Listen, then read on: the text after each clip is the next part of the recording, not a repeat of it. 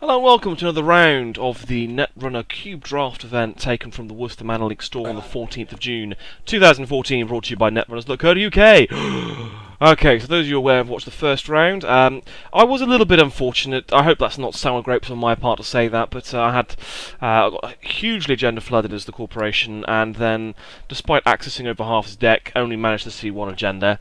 So it was a little bit unfortunate. He played incredibly well, though I have to say, his runner. His Corp rather. He was relatively flawless, and as a result, I am now going into this on a 2-0 or a 0-2. Record, I should say. My opponent on the right is Jamie from Evesham, and myself there on my left, I'm Corping. So, hoping this is going to go a touch better than the last round did, and we'll tune in to find out. In fact, I'm not even sure if I can recall how this game actually ended, so it'll be fun, or something along those lines. So I'll take my mandatory draw. Once again, this is Nigel. I'm playing Corporation here, and hoping for a little bit fewer agendas, shall we say. I'm going to ice up HQ and ice up R&D, and I'm going to take credit and pass the turn. Unfortunately, no turn 1 subliminal messaging. Looks like I've got a couple of agendas in hand there. At the very least, it looks like I had a healer hands. He is going to run HQ, which is absolutely the right thing to do, and see a Bastion. This is looking all very familiar. Hope I'm recording the right game here, commentating on the right game here. It looks like exactly the same. He's going to play an Armitage, and he's going to also play a Corroder.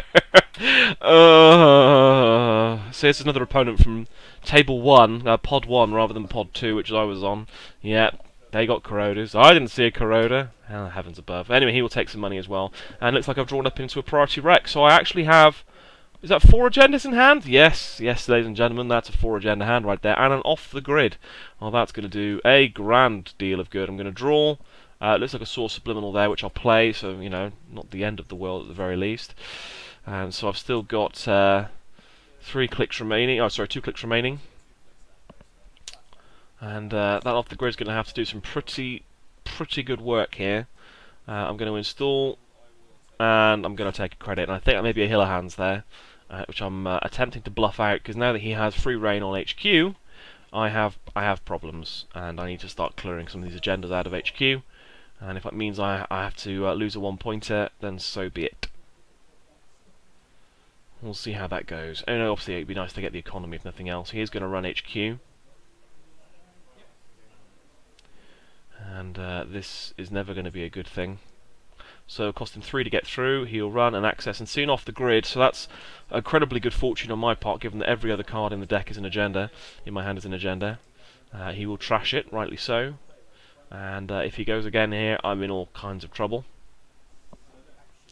It looks like he's just going to take some Armitage money. Apologies for the camera shaking a little bit. Obviously I had it a bit too close to the table, so apologies about that. He is going to take 2 for second click. And he's going to run R&D, which I'm not going to res. He's going to see a pad campaign, which he is contemplating whether to trash, and he's not. He's going to leave it. Which is fine. Oh, that camera really is shaking. Sorry about that, folks. So with 1 click remaining, I'm breathing a somewhat sigh of relief here that he is not running on HQ. I'm probably thinking here, actually, I'm not going to even bother scoring out that healer hands. If he's not running on it now, the chances are he probably won't run on it next turn. It's a bit of a gamble, I admit, but one I'm having to take here to solidify my board position. So I'll see a pad campaign, and I'll probably play that, to be honest. I'm going to spend first click draw. It looks like a piece of ice.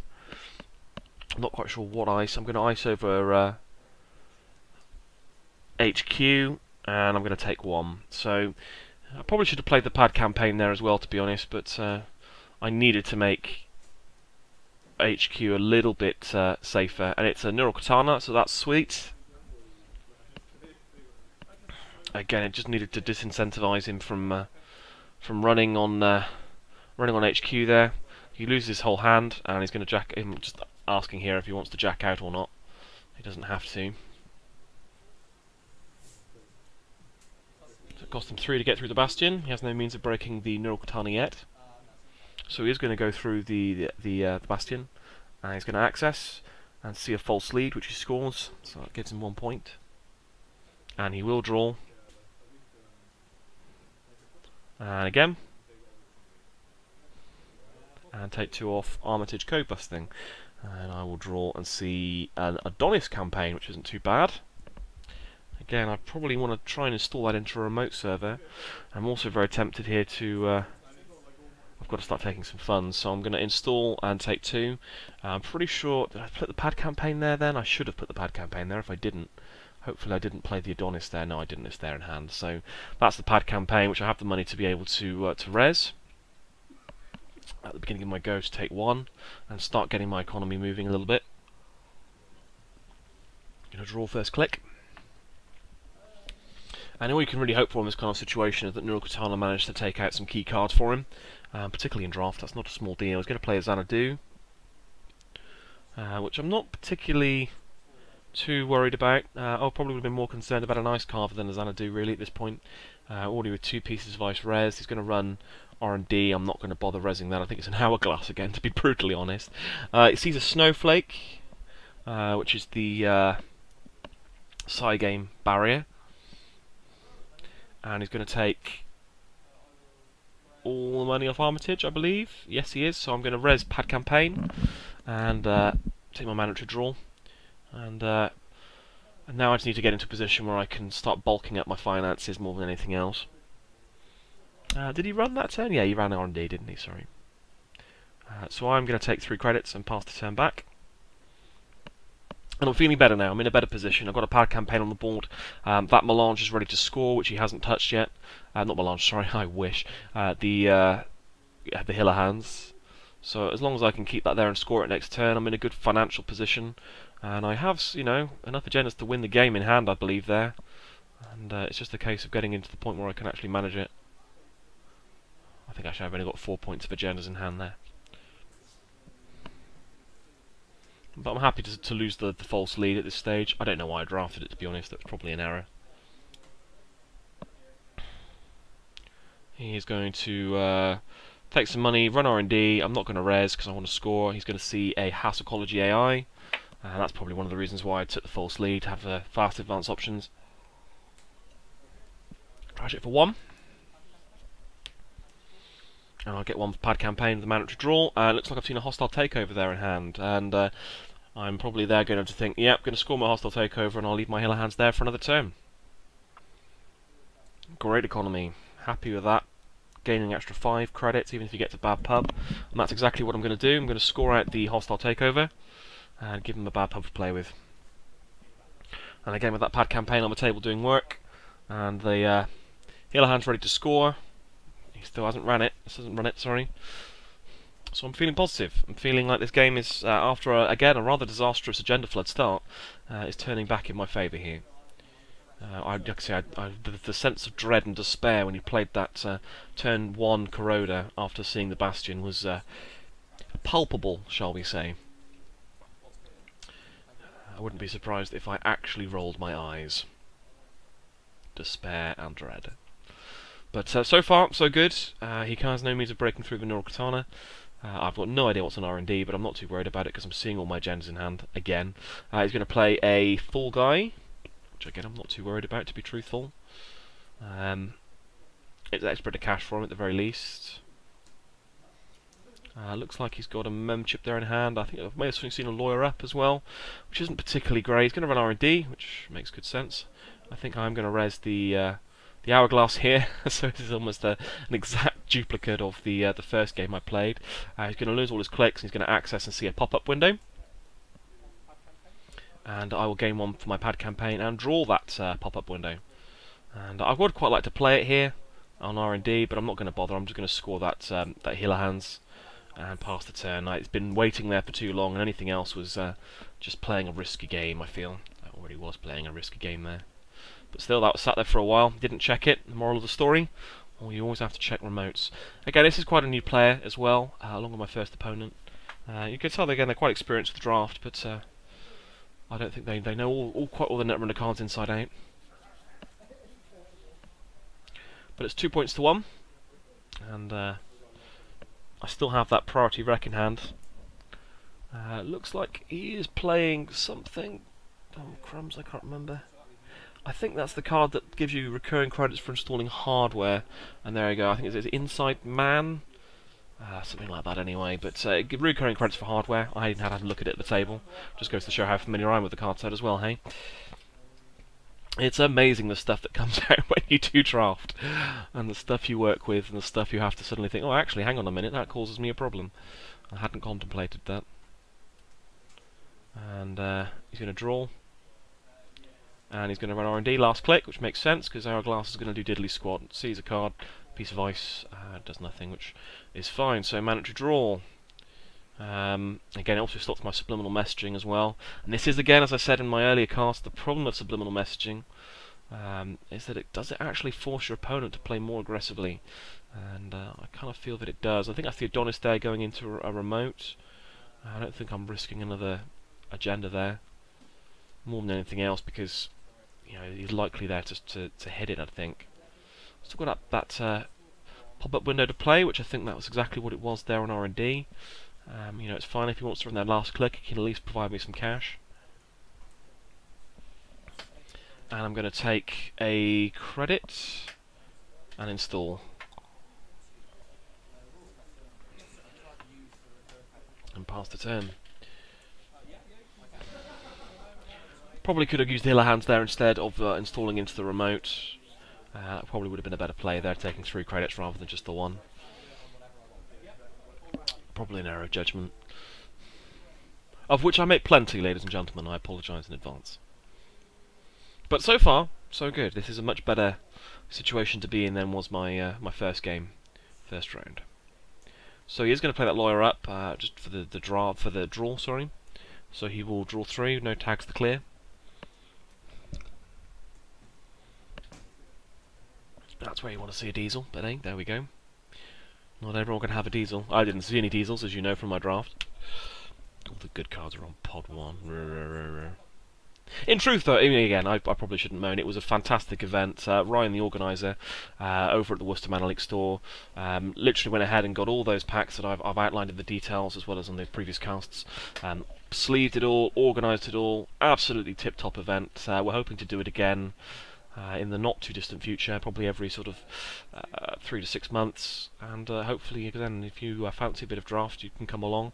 It was a £3 event. Oh, he's going to account siphon me! It was a £3 event with some fantastic prizes, which I'll probably allude to at the end.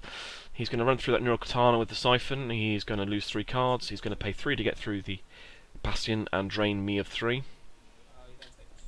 Unfortunately, that Adonis I've just played in the remote is 4 to res, otherwise I would have resed it for sure. And as a result, he will gain 6 and 2 tags. It's my turn. I will take my pad campaign money, and mandatory draw.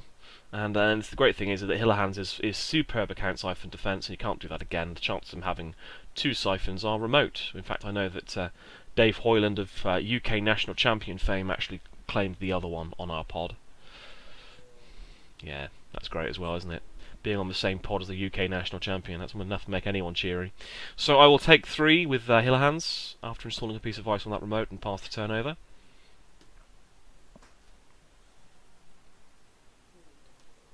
Still haven't seen any use of extra use out of that subliminal messaging. Jamie here doing exactly the right things, getting aggressive, running often, running early where he can, or running late, obviously against R&D, which is what he wants to do. He's going to play Grifter, so he's going to get some extra value out of those runs potentially. Needs to make sure he makes that run every turn. And again, it is forcing him potentially to play better. He's going to run the pad campaign and trash it. It's probably not a bad play, he's got the money to do so.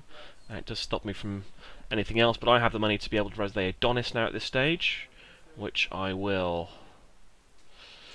And that one's protected up, so not the end of the world there, losing that pad campaign at this stage. Perfect timing to be able to get into a strong economic position now. He still only has the barrier breaker out, and drawing up lots of ice, and all I need to do really is start thinking now about scoring out that priority requisition. Take myself up to 5 points. I'm going to Hiller Hands, and I think I'm going to take 1 as well as pass the turn, so I took 4 credits. Yep. No rush here, no rush at all. Takes me up to 7. He's going to install an Armitage, first click. And at this point now I feel that he's in a position where he kind of has to give up on the economic battle. I think I'm going to start edging out quite considerably. It's the joy of drafting an Adonis campaign at the very least. He's going to take some money and some cards. And he is going to run R&D, which is fine. I'll res the pop-up window, gain some extra money. He'll pay, and then he'll go through the hourglass and access an edge of world, which he will trash. Just having a quick look-see. Again, it was one of those things that I've got quite a high ice density in this deck. I think I'm running about 14 pieces of ice, which is a stupid amount really for a 34-card deck. But as a result, I thought, oh, I'll give it a go, see if I can do some cheeky brain damage to someone. And alas, I don't think it comes off in this tournament. Spoiler alert. I will install a piece of ice. Install something else there. No idea what. Looks like the agenda, to be honest with you. And I'm probably getting a little bit brave here.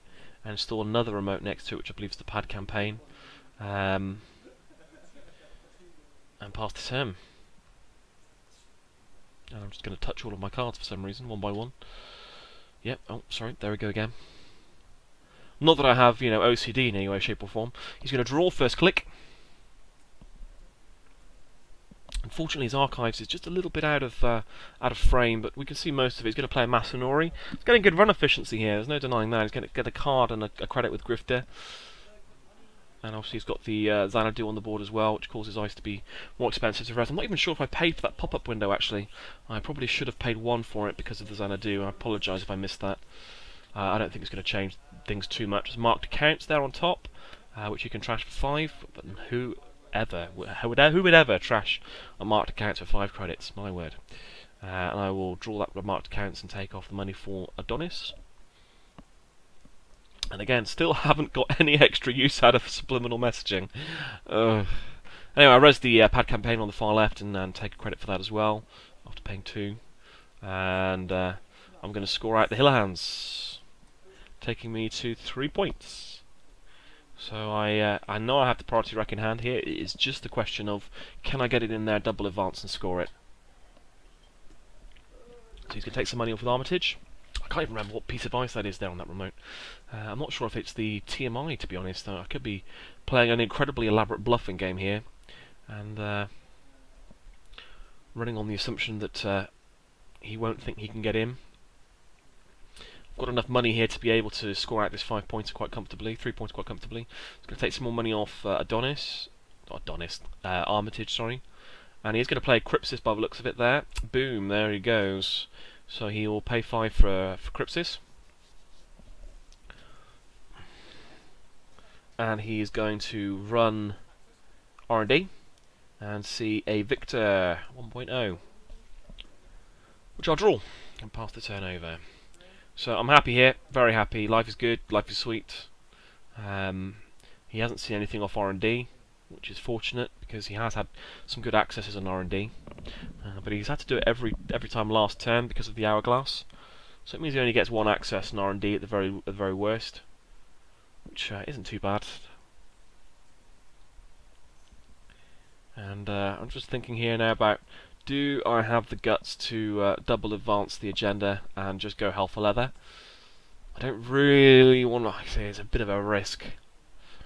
You know, he has the Corroder, he has the Crypsis now, he doesn't have any virus counters. I'm going to draw, see an off the grid, which is exactly really what I need, to be brutally honest. I'm going to install that off the grid into the remote server and install another piece of ice onto R&D. And the plan is now to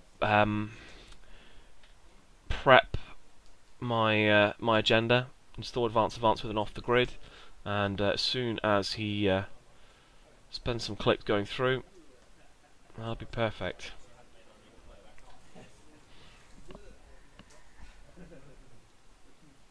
So I do still have that priority requisition in hand, and that off the grid could do some good work here. I certainly have the money to be able to res it, as well as score that 3-point agenda and take the win. And it's just a question now of how aggressively does he put virus counters on. He is going to do that with. He's going to run R&D. He's probably getting a bit of tunnel vision there at the end. I think he's got two Crypsis counters.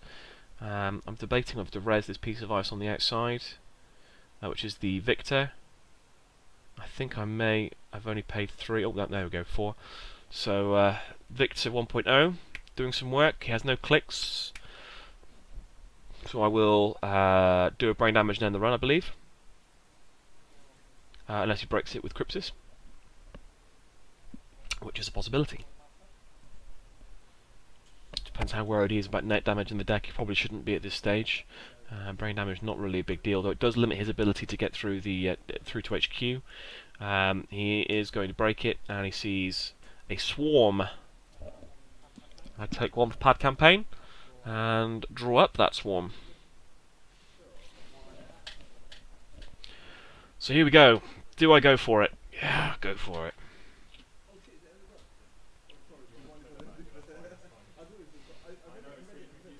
And also the risk with it off the grid is, how late do you leave it to res it? I like leaving it as late as possible. After an HQ run is ideal. So I'm going to install that agenda in advance. So here we go. Is this the game winner? I'm past the turn. I'm not going to res off the grid yet. I'm obviously confident that he can't get in there. I can't recall what that piece of ice is.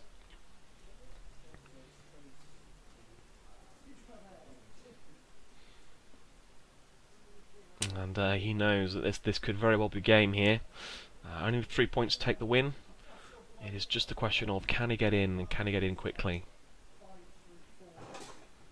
He's going to put a Crypsis counter on.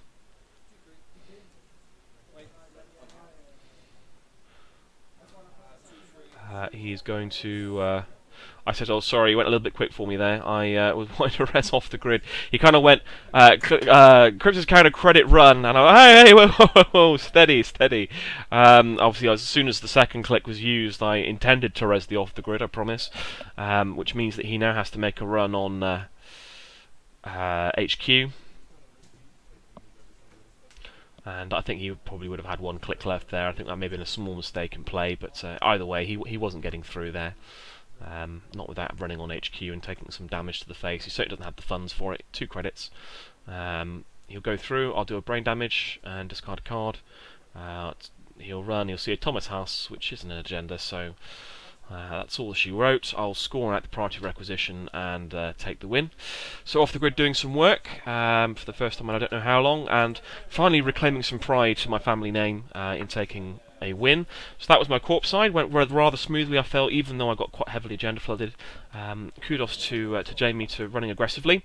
We'll be bringing you game 2 of round 2 shortly, so please join us there and join us on Netrunners.co.uk.